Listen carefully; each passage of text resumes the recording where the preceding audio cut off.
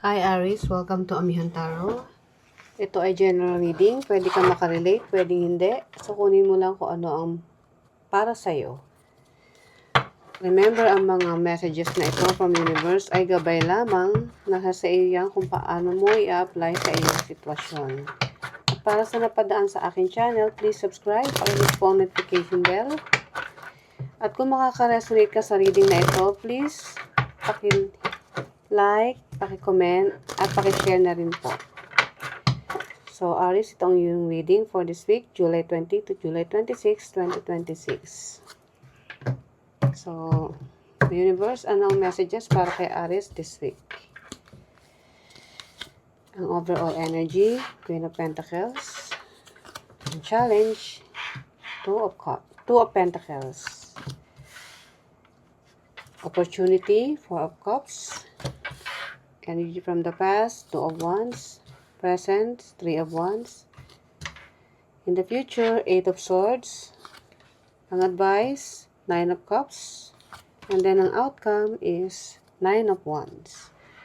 Okay, Aries, ang iyong energy for this week ay very nurturing. Kung ikaw ay may asawa o may mga anak, ando dun sa kanila yung focus mo. Nagtatrabaho ka para sa pamilya mo. So, sinisiguro mo na naaalagaan mo sila ng gusto, hindi lang emotionally, pati sa pagpo-provide kung ano yung mga pangangailangan sa araw-araw at sa mga susunod pang araw. So, ando dun yung ano mo, yung energy mo, yung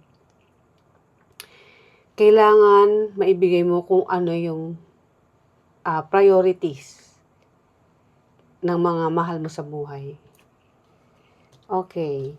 And then, ang challenge is Two of Pentacles. At times, sa sobrang sipag mo, nagkakaroon ka ng pagkapagod or imbalance. So, give yourself a break. Kasi, syempre, alam naman natin na, oo, kailangan natin magtrabaho para sa mga mahal natin sa buhay.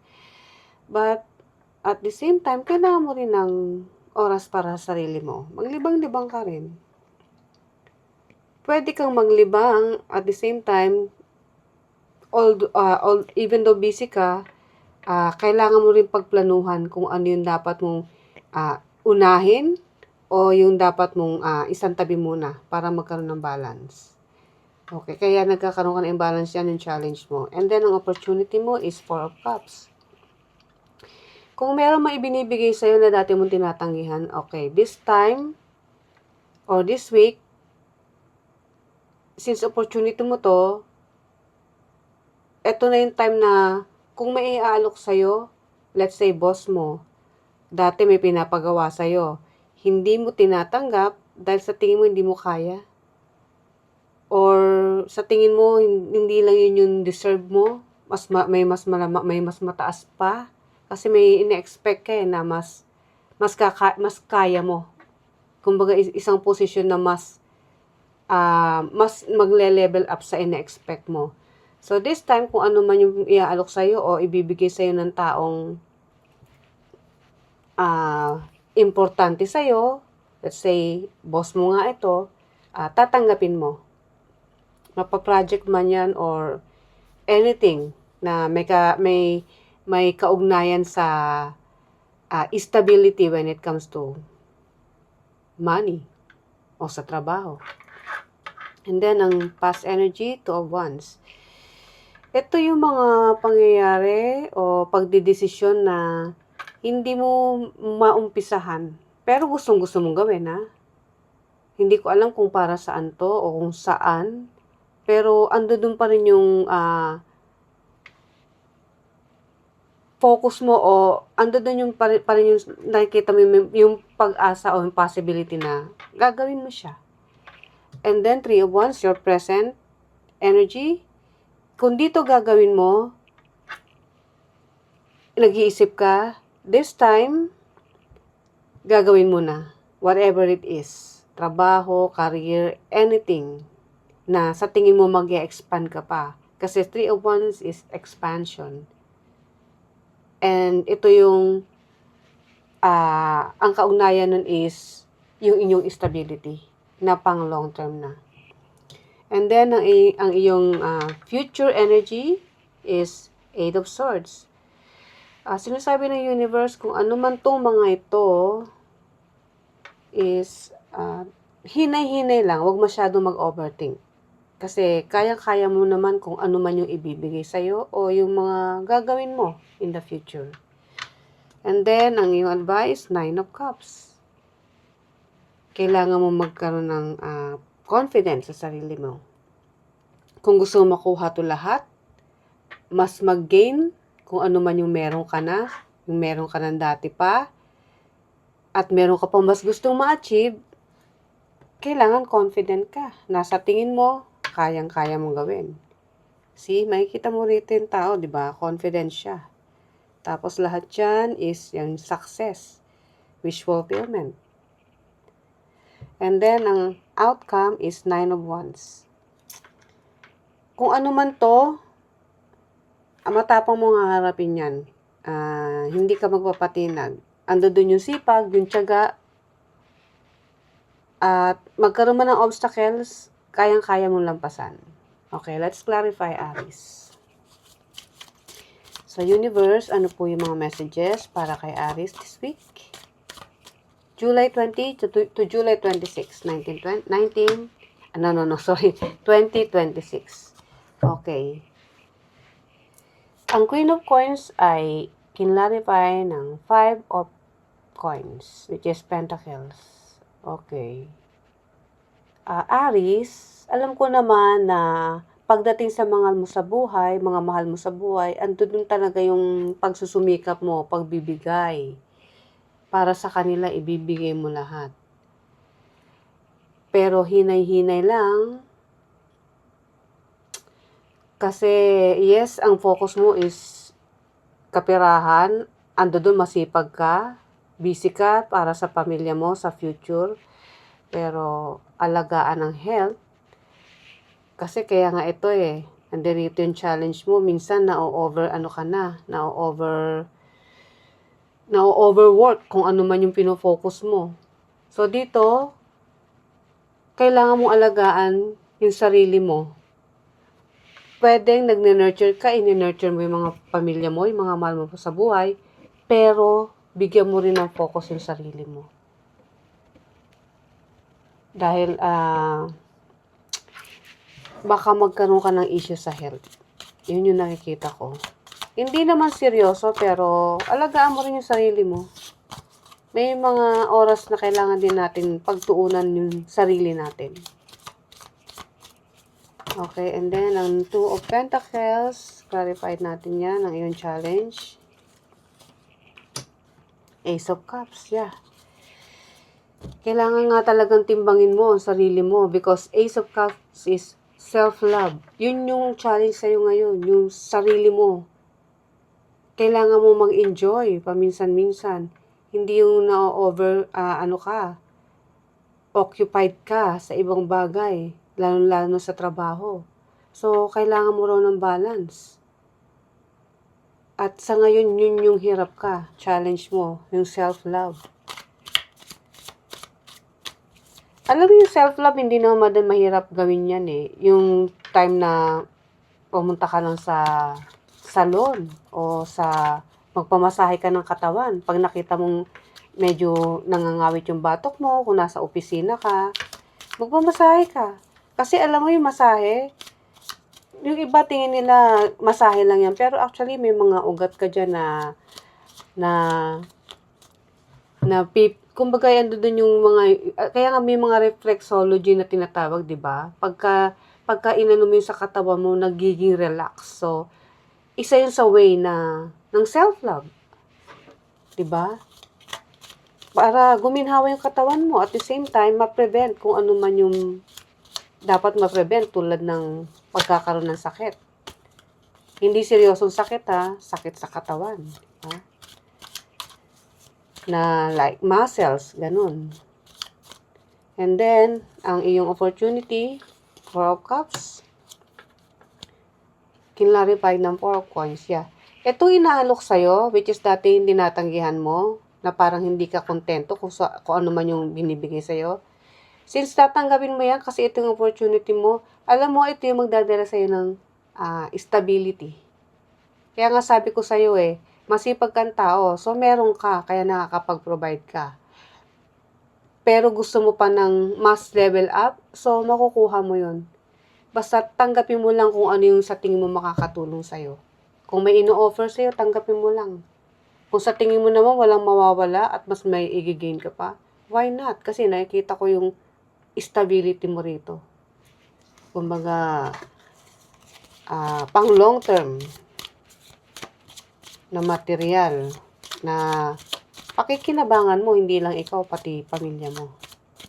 And then, yung past energy, 12 Wands, kinlarify ng King of Wands. Yeah. Ito yung mga gusto mong gawin na in the past, naghihintay ka ng oras o ng tamang timing. Pero gustong-gusto mo siya, kaya nga nag-iisip ka At may kinalaman to sa mga iyong creativity kasi King of Wands is King of Action yan. Ito yung mga gusto ng adventure. Pwede rin gusto mo mag-travel, pero ang nakikita ko to is mga creativity na gusto mong gawin, na gusto mong umpisahan. At in the past, nag-iisip ka pero umihingi ka o nag-aano ka ng sign sa universe kung gagawin mo na ba o hindi. But, kinlarify ng King of Wands at in the present, Three of Wands, expansion, action. So, a-actionan mo na nga kung ano man tong bagay na to na magbibigay sa'yo ng pang long term na kabuhayan. So, Three of Wands. Clarify natin. The Judgment. Yes. Tingnan mo, victory. Hindi lang ikaw ang magiging masaya. The people around you. Ayan kung makikita mo, nagdiriwang, nagse-celebrate. Kumaga, triumph, success na makukuha mo. At yun na nga yung ginagawa mo. Nag-uumpisa ka, that's why busy ka. Tinutuloy-tuloy mo pa rin. So, tuloy mo lang. Kasi kung ano man yung tinatyaga mo, Aries, lahat yan magbubunga. Paunti-unti nakikita mo. Yung pinag-effortan mo. Hindi ka manghihinayang. Marirealize mo na sulit pala yung mga pagtsatsagang ginawa mo. Okay. In the future, Eight of Swords, clarify natin yan. Eight of Cups, yeah. Yung pag-overthink mo na, kumbaga, actually ito is self-imposed. Ikaw lang yung gumagawa niyan. Nag-overthink ka lagi sa future. Kasi nga, andito yung pagmamahal mo. Di ba may mga tao na sa sobrang pag-aalaga sa mga mahal sa buhay, natatakot na mawalan. Pero nakikita rito, may stability ka na So, wag ka mag-overthink na baka someday is maghirap ka o maranasan mo yung mga naranasan mo noon na kinapos ka. Kasi nakikita ko rito yung sa kaka-overthink mo, minsan nawawala ka na sa ano mo, sa kung ano yung energy na meron ka, which is kasipagan, determination. So, wag mong hayaan yun na mapanghinaan ka ng loob. Kasi, at times, imbis na magkaroon ka ng maganda yung maging productivity mo sa work, baka hindi mo alam unti-unting mabawasan dahil sa kaka-overthink mo. So, yun yung in the future na mangyayari. Kung laging kaba at overthink regarding sa future mo, sa mga future mo sa buhay, wag mong hayaan yun na mapanghinaan ka ng loob. Ituloy mo lang kung ano yung sa tingin mong tama na mag-gain ka. Okay, and then, ang advice, Nine of Cups, the Temperance. Yeah. Balance. Kailangan mo ng balance. At kailangan isipin mo na ang buhay ay balanse. Kung may nadadapa, paminsan-minsan may nagiging problema, minsan naman andun yung gain. May mga, kumbaga may negative and positive. Ganun talaga ang buhay. Kasi kung puro negative, kung puro positive, hindi yan balance. 'Di ba?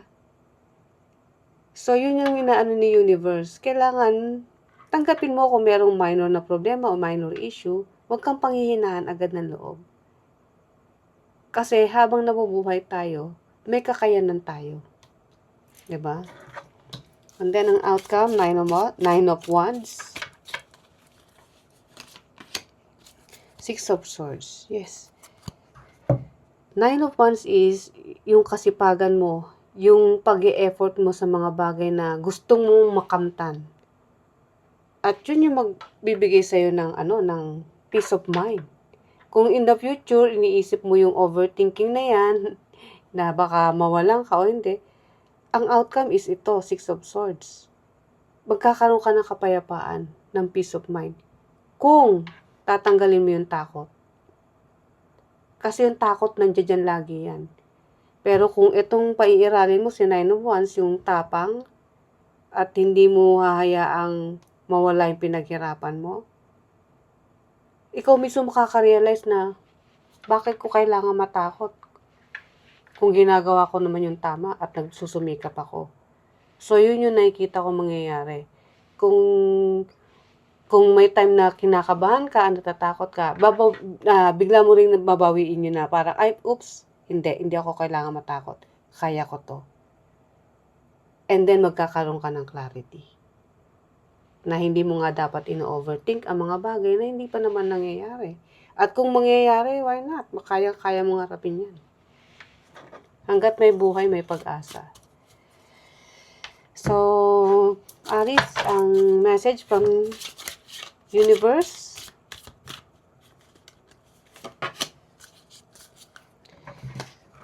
Siren's call.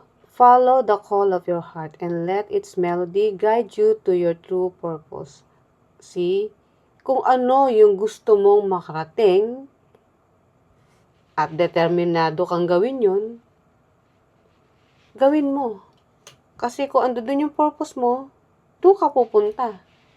At kung ano yung sa alam mong makikuha mo sa purpose na yun, makukuha mo. At sa nakikita ko to is yung stability mo sa pera na pang long term. So, yun yung sundin mo. Follow your heart. So, Aries, itong iyong reading.